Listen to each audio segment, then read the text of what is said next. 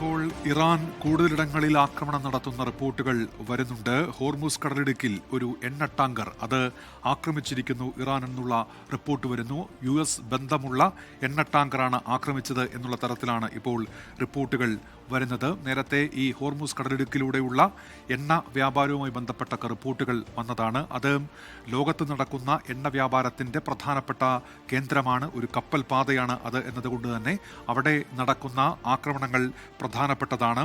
ലോകത്ത് ഒരു ദിവസം നടക്കുന്ന ഈ എണ്ണ കടന്നുപോകലിൻ്റെ 20% ഈ മേഖലയിലൂടെ ആണ് എന്നതുകൊണ്ട് തന്നെ അവിടെ ഉണ്ടാകുന്ന ഏതൊരു ചലനവും അത് അന്താരാഷ്ട്ര വിപണിയെ കൂടി ബാധിക്കുന്നതാണ്. ഇപ്പോൾ ഈ മധ്യപൂർവേഷ്യൻ സംഘർഷമുണ്ടായ ശേഷം അവിടെ പലകുറി സംഘർഷാവസ്ഥ നിലനിൽക്കുന്ന സാഹചര്യമുണ്ടായിരുന്നു. അതിനിടയിലാണ് ഇപ്പോൾ Iran Islamic revolutionary guard corps അവിടെ ഒരു ഓയിൽ ടാങ്കർ ആക്രമിച്ചു എന്നുള്ള പുതിയ റിപ്പോർട്ടുകൾ കൂടി വരുന്നത്. സുഹൈൽ മുഹമ്മദ് തുടരുന്നുണ്ട് ന്യൂസ് ഡെസ്കിൽ നിന്ന്. സുഹൈൽ, ഇപ്പോൾ ഈ അൽ ജസീറ റിപ്പോർട്ട് ചെയ്യുന്ന പുതിയ ആക്രമണ വാർത്ത ഉൾപ്പെടെയുള്ള റിപ്പോർട്ടുകൾ വരുന്നുണ്ടല്ലോ. അതിനിടയിൽ നമ്മൾ ഈ അമേരിക്കൻ മാധ്യമങ്ങൾ പരിശോധിക്കുകയാണെങ്കിൽ, CNN ഉൾപ്പെടെ പരിശോധിക്കുകയാണെങ്കിൽ ഈ ഇറാന്റെ ആക്രമണങ്ങൾ സംബന്ധിച്ച മറ്റു വിവരങ്ങളൊക്കെ ഉണ്ട്. ജെറുസലേമിൽ ഉൾപ്പെടെ പുതിയ ആക്രമണങ്ങൾ, അവിടെ കൊല്ലപ്പെടുന്നവരുടെ വിശദാംശങ്ങൾ ഉൾപ്പെടെ ഇപ്പോൾ അമേരിക്കൻ മാധ്യമങ്ങളും നൽകുന്നുണ്ടല്ലോ. എന്തൊക്കെയാണ് ഏറ്റവും പുതിയ വിവരങ്ങൾ ലഭ്യമാകുന്നത് സുഹൈൽ?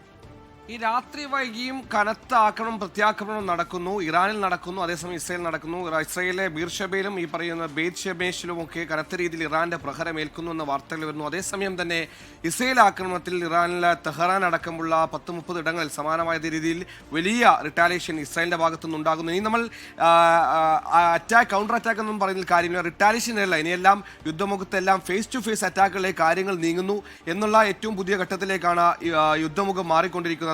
ആശങ്കപ്പെടുത്തുന്ന കാര്യമാണ്. നേരത്തെ ഉന്മേഷ് പറഞ്ഞ പോലെ തന്നെ, ഡോക്ടർ ഉന്മേഷ് പറഞ്ഞതുപോലെ തന്നെ, നേരത്തെ ഹോർമുസ് കടലെടുക്കുമായി ബന്ധപ്പെട്ട് ഹോർമുസ് കടലെടുക്ക് ഞങ്ങൾ ക്ലോസ് ചെയ്യില്ല, അത് അടക്കില്ല എന്ന് ഇറാൻ പറഞ്ഞപ്പോൾ നമ്മളൊരു സമാധാനത്തിന്റെ പാത എന്നുള്ളതാണ് കണ്ടത്. പക്ഷേ ഇങ്ങനെ ഹോർമുസ് കടലെടുക്ക് അടക്കില്ല എന്ന് പറയുമ്പോൾ തന്നെ ധൈര്യമുണ്ടെങ്കിൽ ആ കടലെടുക്കിലൂടെ നിങ്ങൾ പോയി കാണിക്കുക എന്നൊരു ധ്വനി കൂടി അതിനുണ്ടെന്ന് നമ്മൾ ഇപ്പോൾ മനസ്സിലാക്കുന്നു. കാരണം ഹോർമുസ് കടലെടുക്ക് വഴിയൊക്കെ പോകുന്ന കപ്പലുകളെ ലക്ഷ്യമിക്ക് ഇറാൻ ആക്രമണം നടത്തുന്നു എന്ന വാർത്തകൾ വരുന്നുണ്ട്. ഈ ആക്രമണത്തിന് നിസ്സാരമായൊരു അറ്റാക്കിന്റെ സ്വഭാവത്തിന് പുറമെ ഹോർമുസ് കടലിൽ നടക്കുന്ന ഓരോ ആക്രമണത്തിനും ഗ്ലോബലി ഈ പറയുന്ന അറ്റാക്ക് ഒരു ഇമ്പാക്ട് ഉണ്ടാക്കണമെന്ന ലക്ഷ്യം കൂടി ഉണ്ടെന്നും അനുമാനിക്കേണ്ടി വരും. കാരണം ഇതേ രീതിയിൽ നമ്മൾ ഈ പറയുന്ന സമയത്ത് പോലും സൈപ്രസ് ആണെങ്കിലും ഇറാഖിലാണെങ്കിലും അതിനപ്പുറത്ത് 6 GCC നേഷൻസിലാണെങ്കിലും 6ഉം 2ഉം 8ഉം പ്ലസ് ഇസ്രയേൽ, ഇറാൻ, അമേരിക്ക ഇങ്ങനെ ഈ പറയുന്ന 11 രാജ്യങ്ങൾ മാത്രമാണ് നിലവിൽ ഡയറക്റ്റ് യുദ്ധമുഖത്തുള്ളത്.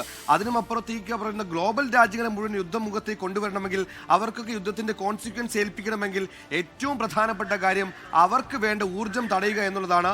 ആ ഊർജ്ജം തടയുന്നതിന്റെ പ്രഥമമായ ഭാഗമാണ് ഹോർമുസ് കടലെടുക്ക് വഴി ഒരു ഭീതി സൃഷ്ടിച്ചാൽ, അതുവഴി പോകുന്ന ഓയിൽ ടാങ്കറുകൾക്ക് മേൽ അക്രമം ഉണ്ടാക്കിയാൽ മറ്റു ഈ പറയുന്ന കപ്പലുകൾ അതുവഴി പോകാൻ ധൈര്യപ്പെടില്ല.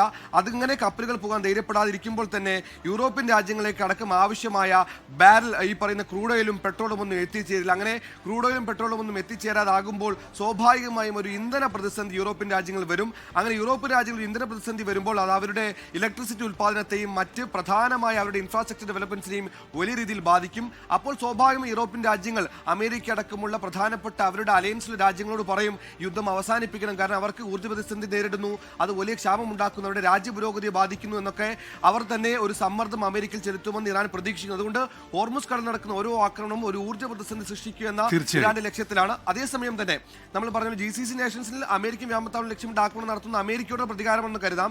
അതേസമയം ഈ പറയുന്ന നാച്ചുറൽ ഗ്യാസ്, അതും പ്രധാനപ്പെട്ട ഊർജ്ജ സ്രോതസ്സാണ് യൂറോപ്യൻ രാജ്യങ്ങൾക്ക്. ആ ഊർജ്ജ സ്രോതസ് ലഭിക്കാതാകുമ്പോൾ അതും ഒരു പ്രതിസന്ധി ഉണ്ടാക്കും. കാരണം നാച്ചുറൽ ഗ്യാസിന്റെ പ്രൊഡക്ഷൻ ഖത്തർ നിർത്തുന്നു എന്ന വാർത്ത വരുന്നു. അതുകൊണ്ട് ഊർജ്ജ പ്രതിസന്ധി കൂടി ഉണ്ടാക്കിയ ഒരു സമ്മർദ്ദം അമേരിക്കയിൽ ഉണ്ടാക്കുക എന്ന ലക്ഷ്യം. അതൊക്കെ എങ്ങനെ ഈ ലോക വിനിമയങ്ങളെ ബാധിക്കുമെന്ന് അറിയേണ്ടതുണ്ട് സുഹൈൽ. ലോകത്തെവിടെയായാലും ഏത് സമയത്തും 24 വാർത്തകളും ഓഗ്മെന്റഡ് റിയാലിറ്റി പാക്കേജുകളും എക്സ്പ്ലെയിനറുകളും വിശദമായി കാണാൻ ഞങ്ങളുടെ YouTube ചാനൽ നിങ്ങൾക്ക് സബ്സ്ക്രൈബ് ചെയ്യാം.